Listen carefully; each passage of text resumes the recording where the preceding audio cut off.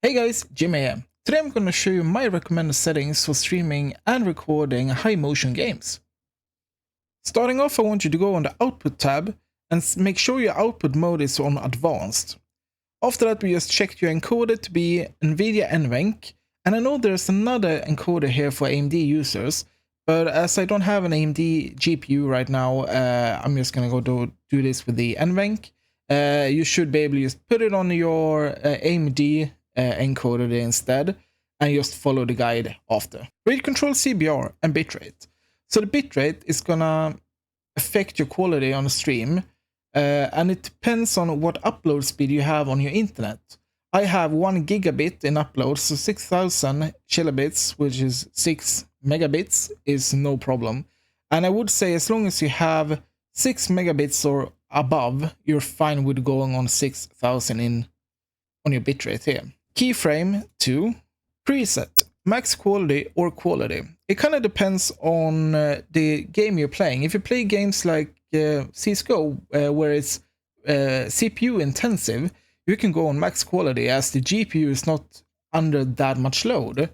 If you play a game where there's a lot of GPU intensity, you may want to move this down to quality. It's not that big of a difference on the quality. The big difference is the 2-pass encoding for max quality. And you can Google that and see exactly what that means, as it's a little bit more in-depth than this video is supposed to be. Profile high.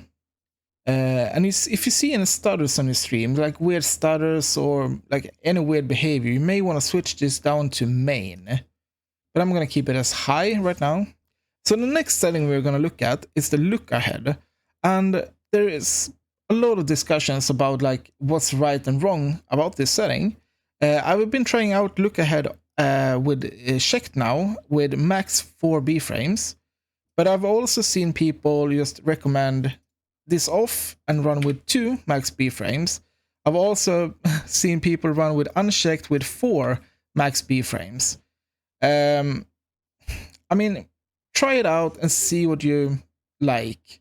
I run with look ahead on and max B frames 4, and I like it. It's really good. Psycho visual tuning on 100% every time. So make sure you just press apply, and we're gonna move forward to your video. We have the base canvas resolution, which is basically the resolution you have on your gaming monitor, and I usually keep it on the native resolution. I don't change it. Some people do, some people do not.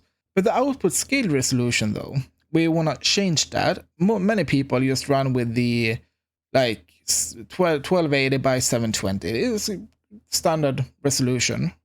But you can get a little bit more quality out of your stream by going 1664 by 936. And this is a true 16:9 resolution.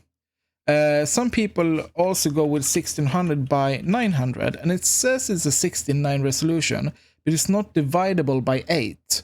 So it's not an actual true 16:9 resolution. We're just going to put this as 1664 by 936, like so. Downscale filter. Either Lancos or bicubic is just fine. Some people say bicubic is way better for streaming, and it's more even, or I don't know. I don't know the arguments, but try it out and see what you like. Bicubic or Lancos. I've been trying out Lancos lately, and I like it. So if you have a really good computer, you can actually change this common FPS value, 60, that most people use, up to a fractional FPS value of 120. This is gonna make your stream look super smooth. It's gonna look like it's gonna be like you're actually playing the game yourself. It's super smooth. It looks super good. The down part of this is you remove the ability for viewers to change the resolution they're watching in, and that could be a really big down part depending on like the viewership you actually have. So if you're like me, a small-time streamer, I want like all the viewers I can get. I usually go with common FPS value of 60 when I live stream. But when I make videos like I'm doing right now, I usually live stream at 120 FPS because it looks super smooth. So keeping the common FPS value at 60, we're just going to press apply and we're going to go move down to advanced tab. There's not much to change here. Some people are arguing about changing the priority of your CPU and stuff like that, but I just keep it in normal and I haven't noticed a big difference at all. I think the biggest difference is when you use your CPU to encode instead of a GPU, as we're doing right now. And the only time you would be using your CPU as an encoder is when you use a dual PC setup. So the only thing I really switch and play around with here is the color space, which should be 709 and color range partial. There's a lot of science behind this if you look on the internet, and well, I guess you can try it out yourself, but this is basically what I do to make it look crisp and super nice. When I play on Face It, I usually enable my stream delay on 20 seconds. And yeah, that's it. That's it for live streaming. Moving up to recording, we're going to go on the output tab again, and we're going to go on recording. We're going to choose the recording path. We're still advanced tab. Recording path, where you want to record your videos. Recording format, some people say FLV, I do MP4, and some people say MKV. I don't mind using MP4 at all, so I'm just going to keep it at there. Encoding, the same as live streaming. We're going to move down to rate control. You want to put this on CQP, CQ level 15, keyframe interval 2, max quality, high, look ahead, cycle. Basically the same settings as you have when live streaming.